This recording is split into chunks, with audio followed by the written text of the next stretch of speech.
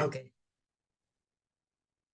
Hola, mi nombre es Alejandra Rosano. Estamos aquí reunidas con María Elena Cutter en el marco de una línea de publicaciones del ICE, que es el Instituto de Investigaciones de Ciencias de la Educación de la Facultad de Filosofía y Letras de la Universidad de Buenos Aires.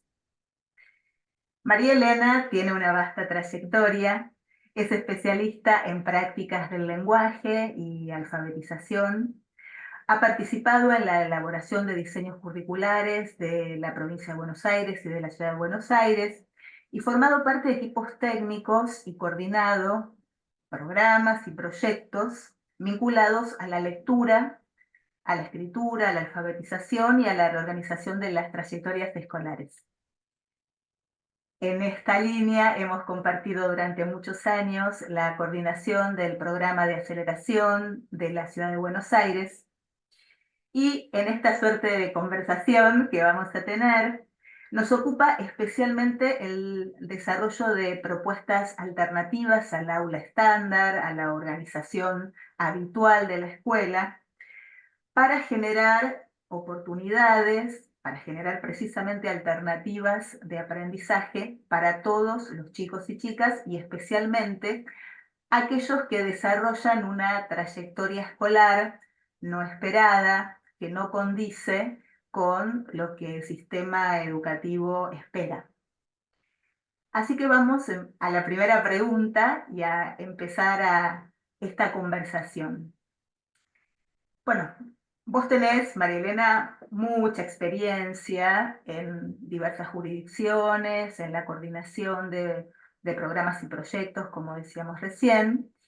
Y a mí me parece que una pregunta muy necesaria es pensar cuáles son las condiciones a nivel de política educativa para que sea posible el desarrollo de estos programas y proyectos que apuntan especialmente a generar nuevas oportunidades de aprendizaje.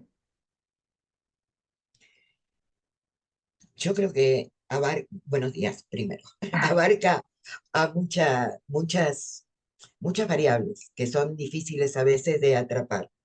Eh, por supuesto, la decisión política y una convicción profunda de que las trayectorias escolares de los chicos y las chicas están más marcadas por problemas de enseñanza que por problemas de aprendizaje. Yo creo que en el programa de aceleración lo que había era una fuertísima convicción en que todos los pibes eran capaces de aprender y lo que había que modificar eran las variables didácticas, es decir, cómo se les enseñaba para que se pudieran lograr los aprendizajes. Por supuesto, esa decisión política también involucraba decisiones de índole presupuestario, en primer lugar, es decir, no, nada se concreta si no hay recursos como para poder concretarlos. Es decir, cuando yo empecé a coordinar junto con Alejandra el programa de aceleración en el 2003, había antes 2 años de trabajo fuerte, 2 años de trabajo profundo en el estudio de la situación que nos preocupaba, que eran los alumnos y las alumnas con sobreedad, 2 o más años al inicio del segundo ciclo. Había también la decisión de formar equipos técnicos, curriculares, pero no solo curriculares, es decir, los curriculares porque había algo muy importante que hacer, que era jerarquizar los contenidos. Si nosotros decíamos que las enseñanzas, que no se podían dar todos los contenidos de la escuela primaria de 2 años en uno, pero que sí había contenidos nodales, contenidos sustantivos, que eran los que les permitían a los chicos seguir avanzando en sus aprendizajes en relación con los distintos contenidos de los que se hacía responsable la escuela primaria. Y eso implicaba eh, el análisis y la toma de decisiones de los especialistas en las áreas. Yo Era recuerdo, imposible. Sí, perdóname, dale. Ele, yo recuerdo que eh, una de las condiciones justamente era poder plasmar cuál sería ese recorte de contenidos que tuviera esa potencia de permitir que los chicos aprendieran contenidos significativos y pudieran seguir avanzando en la escolaridad y estar preparados para iniciar la escuela secundaria. Entonces, la secundaria. discusión acerca de cómo iba a ser ese recorte y esa programación para cuarto, quinto y para sexto, séptimo en ese momento, bueno, fue una gran discusión con los especialistas, con la dirección de primaria, con los supervisores primero y también con las instituciones educativas que se sumaron en principio al proyecto. O sea que, digamos, ahí hay como un primer asunto de política educativa importante, ¿no? Porque es Muy, muy como tomar importante. una definición curricular también respecto de cómo va a ser esa programación. Absolutamente, y además que no se había transitado antes.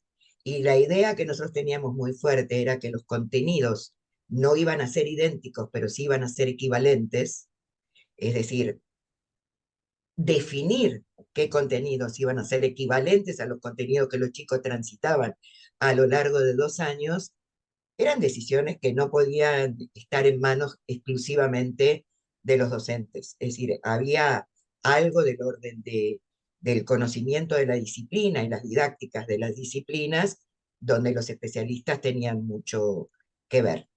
Por el otro lado, había una situación muy fuerte de puesta en práctica, de realidad, digamos.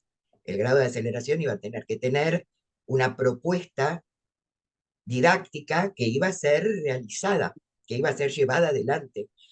Por lo tanto, también muchos de los especialistas tuvieron que plantearse el día a día en el aula, no solo el diseño curricular general, sino ese diseño curricular general, cómo se iba a plasmar en el día a día de las aulas. Y eso fue también una construcción completamente novedosa.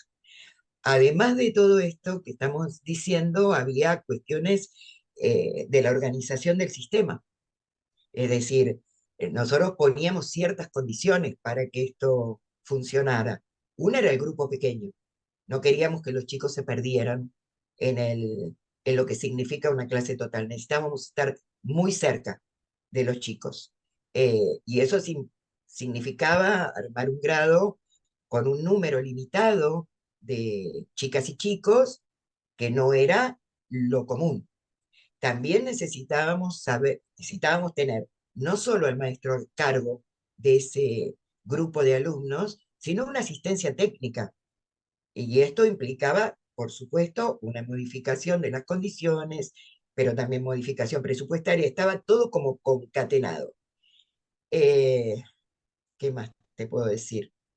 Teníamos, además La, de las modificaciones en la normativa que resguardara esas condiciones para poder claro, desarrollar esas acciones, pensemos que en ese momento todavía no te teníamos pasaba de agrado, normativas digamos. de la normativa del Consejo Federal sobre las trayectorias escolares, es decir, que era de verdad una novedad respecto de la posibilidad de cursar 2 años en un ciclo ¿Sí? lectivo e incluso también hacer agrupamientos flexibles, porque había también otra modalidad que era la Era grupos. conformación de grupos, ¿no? Hay, ¿no? Porque el programa sigue su Igual desarrollo. también Igual también creo que parte de lo que decimos es el estudio previo al lanzamiento del programa implicaba buscar los resquicios de la normativa, implicaba saber en qué lugar la normativa permitía cierta flexibilización. Y eso se hizo estudiando mucho y previendo mucho antes del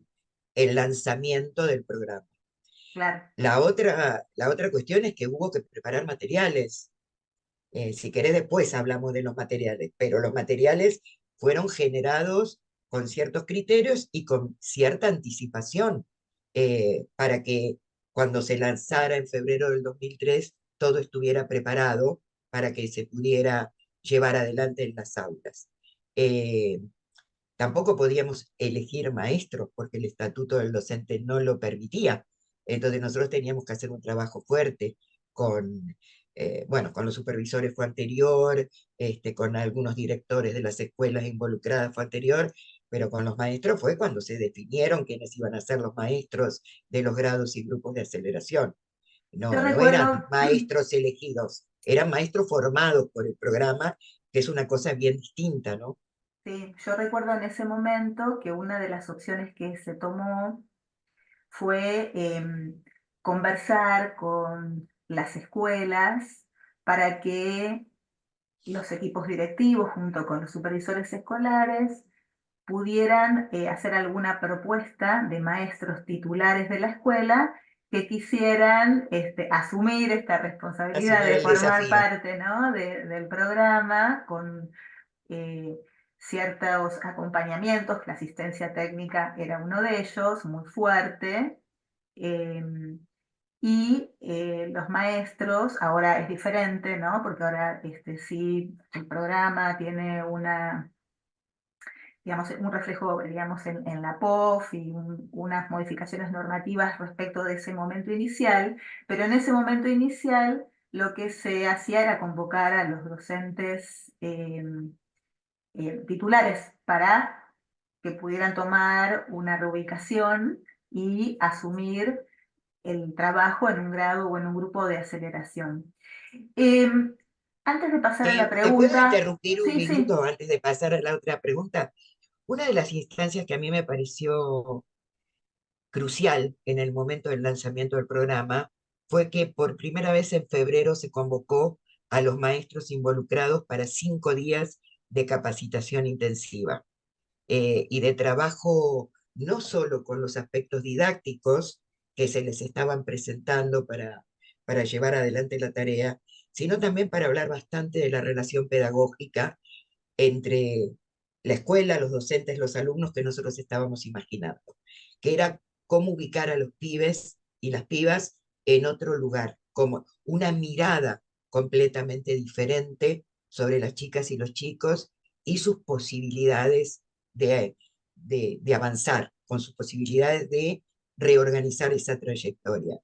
Me acuerdo mucho de algunas cuestiones que se conversaron en esos días de febrero con los maestros, los directores, los inspectores, en el sentido de que tal vez las primeras propuestas del grado de aceleración iban más atrás que lo esperado en cuarto. Porque la verdad es que en el primer mes o primer bimestre, nosotros necesitábamos que los pibes fueran exitosos, que supieran que podían, y que si nosotros teníamos que retroceder para impulsar, íbamos a retroceder. Entonces, la primera propuesta que se planteaba en los grados de aceleración, a veces tenían que ver más con tercero que con cuarto quinto, pero era el impulso necesario para ubicar a los pibes en otro sitio. A mí eso me parece importante. Era una mirada sobre las chicas y los chicos, una mirada que la escuela se permitía dar sobre las chicas y los chicos, donde lo que se interpelaba era la enseñanza, no el aprendizaje. estaba pensando que estas condiciones que vamos como repasando se pueden pensar no solo, digamos, para el programa de aceleración en particular, sino para el desarrollo de diversas propuestas que se propongan justamente esto que estamos conversando, ¿no? De poder generar oportunidades y alternativas para que todos los chicos y chicas puedan aprender, que en ese momento particularmente nos centramos en segundo ciclo y los chicos que tenían sobreedad, pero hay algunas, creo que las condiciones que vos mencionaste, bueno, se podrían pensar para muchos de estos proyectos que bueno, tienen este propósito, ¿no? Generar alternativas y dialogar con la organización habitual de la enseñanza, con el aula estándar, que ya venimos comprobando que muchas veces deja por fuera a muchos chicos y chicas que por diversas razones necesitan de otros dispositivos, de otras propuestas, y también de construir un saber pedagógico particular respecto de estas alternativas que se van generando. Yo Ahora creo que vamos lo que a... perdón. pasamos por aceleración, todos, en el lugar que estuviéramos, como asistentes técnicos, como maestros de grado, profesores curriculares, las coordinadoras, hay aprendizajes que nos llevamos puestos imborrablemente y que los reutilizamos en los demás espacios y los demás trabajos dentro del sistema educativo que hemos tenido que asumir. Eh, Son aprendizajes imborrables. Es decir, no podemos salirnos ya de ciertas formas de pensar la escuela, los pibes, los docentes, el material didáctico. Ya hay cosas que las llevamos puestas. Así es. Ok. Hola.